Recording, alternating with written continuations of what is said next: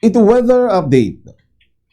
Napagtala na iti severe tropical storm Gardo no Higos iti kapigsana kagiddan iti panagturong na. Iti amyanan na laon iti Philippine Sea. Iti sentro iti severe tropical storm Gardo kat nasaripatpatan iti kadayong 1,280 kilometers da iti northeast iti extreme northern zone.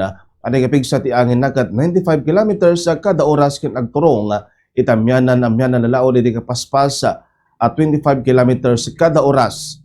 Iti severe tropical storm Mekala. Wano iti Bagyo Francisco kada kimapsota ang nagbalinan ng tropical storm kana namunito tirwar iti Philippine Area of Responsibility. Kabayatan na ti southwest monsoon ti mga pektar iti Luzon iso na ulop aging gamapatopatok at tudukan nagaroda iti panyempo. Dagiti na dumo mga temperatura iti lugar iti Pagilana iti Bigan Kalawag padang 27 degrees Celsius, iti Baguio City 21 degrees Celsius. Iti Visayas, iti Rojas, Iloilo City, Cebu City agpapadang 27 degrees Celsius. Iti Mindanao, iti Zamboanga City 27 degrees Celsius, Davao City 26 degrees Celsius, kaniti General Santos City 25 degrees Celsius.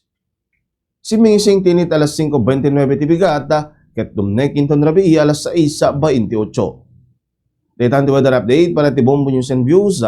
Siya ni Bombo John Joshua Kabatik, and this is Bombo Radio Philippines, the #1 and most trusted source of news and information, basta radyo. Bombo!